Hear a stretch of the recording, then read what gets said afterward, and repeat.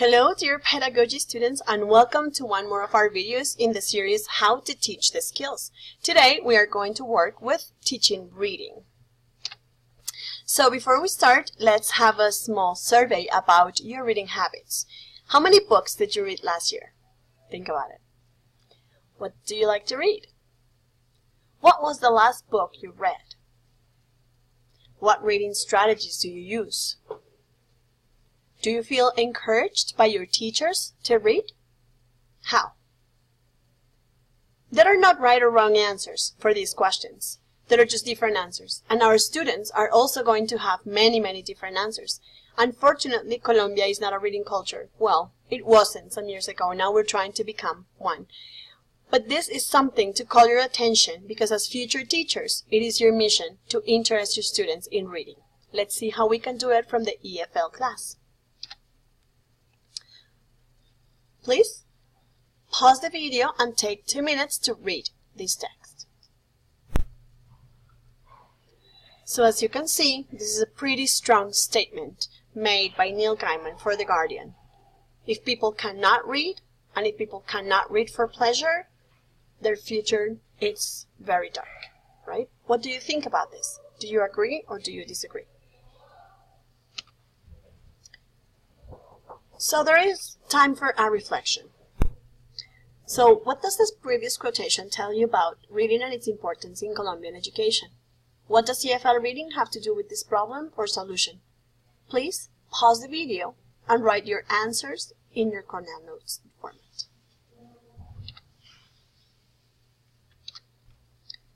Reading strategies is one of the solutions that we can use in order to help students. So, what do good readers do?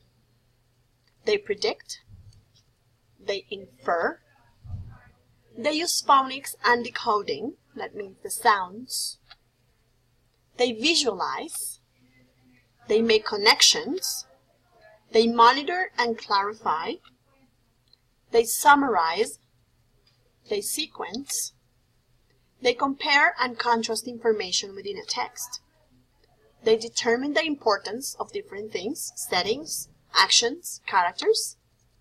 They ask questions. They synthesize. They draw conclusions. They distinguish between fact and opinion. They find main ideas.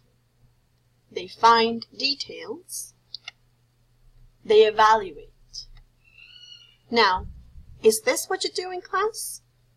This is what we should be doing in class, because what good readers do, we should teach to the students who are not good readers. Learning strategies are for everyone. We can teach them to all the students so that they can become good users of the language. So, according to Brown, 2007, depending on the text we are reading, we generally use one of the following strategies.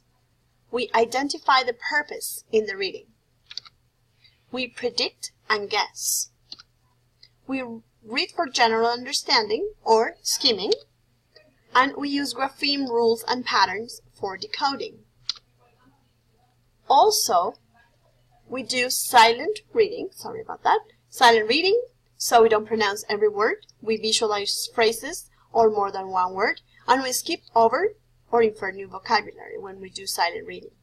We also use semantic mapping or clusters, similar to this drawing of the mouse right here. So we have Sheila Ray the Brave by Kevin Hanks. This is the name of the book.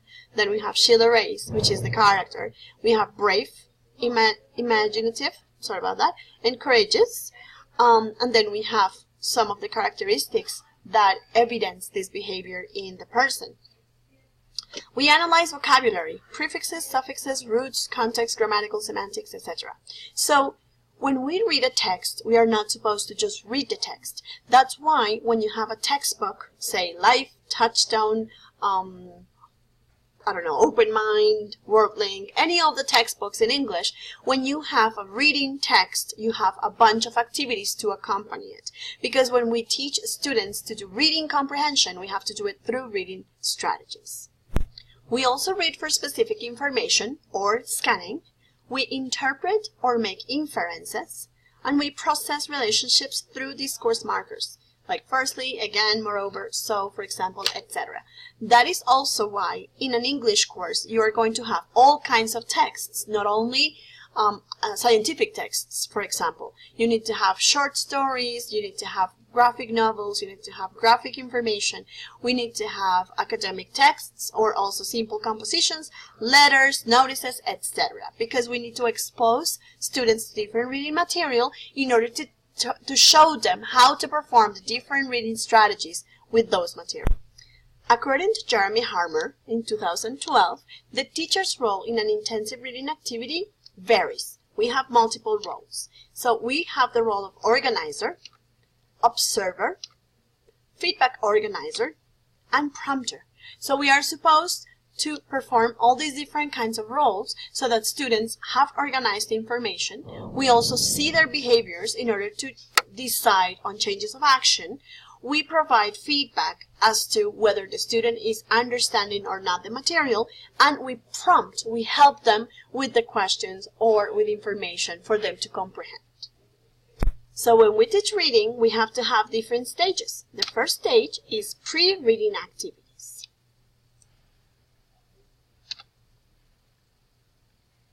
Do you remember pictures? Do you remember notices? Do you remember that exercise that says before you read something? Well, these are the activities that we do. So we give the students the title of the text and ask them to predict what they think the text is about. Sometimes this is unrealistic because in real life we don't do this, but remember we are training students for them to do these tasks when they approach materials on their own. We can also use music or video clips in order to build interest in a topic. We can show a picture or a cartoon on a related topic and have students discuss some questions about it, so that we don't have students go into the topic with no previous knowledge. Remember that students are not blank slates and that they actually have a lot of knowledge about different topics, so we need to explore the schemata and build background knowledge. We ask questions related to their opinions or past experiences that will make students talk about the subject matter of the text they are going to read. There is always connections between what we read or what we present in class and our students' lives. So we need to explore these connections. We write a keyword or name on the board and ask students what they know about the word or the person. This is another way to activate this background knowledge, in this case, probably vocabulary. We have students analyze data on a topic related to the reading and draw conclusions from that data as a preparation for the reading they are going to do. So always we need to prepare students for what they are going to do. We don't throw them into the material. We can have students look at a very short reading, just a paragraph to introduce a topic, so something like these little notices in this bulletin board. We could also read or put on the board some quotes related to the text and ask students to react to them. Anyhow, whatever activity we do is to prepare students for the reading they are going to encounter. Brainstorming is a fabulous strategy for pre-reading as well. We can have students brainstorm what they know and what they would like to know about the topic they are going to read about. I hope you're taking notes because this is going to be very useful when you're going to lesson plan. We also pre-teach vocabulary. Yeah, there are some readings, for example, in here we have vocabulary related to planets. There are some readings which require a higher amount of vocabulary. You know, most textbooks are going to offer you with pre-teaching vocabulary exercises. We can do a running dictation, you know, like when you have one messenger, for example, and then one person runs and gets the answer. Okay, talking about the strategies and talking about the different things we can do to teach reading comes number 3, which is during reading. What can we do during reading? Well, according to Jeremy Harmer, students should read actively. When they're reading for information, they need to have tasks that focus their attention on the content. In time, these tasks will become habits. This is the idea, that we are actually trying to make students acquire different habits for when they read alone, when they leave our courses. So we need to give them first this information explicitly until it becomes a habit for them to use. So there are some active reading strategies. For example, taking notes in the book or in a notebook. There are, different places on the books for students to do this. They can also use graphic organizers. So we have received some in our class, but you can find millions of graphic organizers online. These are only a couple of examples of those. They can read aloud. Yeah, even though there are different views about reading aloud, but they could read aloud. They can listen as they read. Now we have many more availability of audiobooks for students.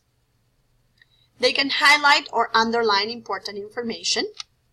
Yeah, or do jigsaw reading or listening. It's when they organize the text according to what they hear or what they read. The fourth strategy is post-reading. If we do pre-reading activities, if we do activities that engage students with the reading, we also have to do post-reading activities that are more connected to personalization of the reading material. So, reading for general information, we can ask students to capture the main idea, to provide us with general questions or to answer some general questions about the text, to give response to general true and false statements, to match the main idea to statements of the statements to paragraphs. This is a very typical exam type of question. Sorry, that was for general information. Now we need to do it for specific information. So we answer who, what, when, why, and where questions about the text. We detail true or false statements, like very specific information regarding the colors of things, a specific date, names, last names, things like those. We categorize information according to, for example, advantages and disadvantages of something. If you're reading a text about technology, so you can pick out advantages and disadvantages. We put events in a chronological order. Giving a timeline is always a very good strategy for students to actually capture the information in the text. And we identify the meaning of certain kinds of information. So this is very important because the texts, especially academic texts that are put into textbooks, are mined with lots and lots of meaning. We can also have our students express opinions about the text. Do you agree or disagree with this statement in the text? So you can prepare some papers, some slides, or some statements for students to agree or disagree and give support based on the information in the text. Yeah, we can have them make inferences and interpret the text. Yeah, so something more high-order thinking skills. How do you think the character did this, or why do you think the person took certain action? These are some of the references that you can consult for the reading part. I hope this was illustrative, and I hope you have a clearer idea on how to plan your reading tasks from now on. So you can move to the next video.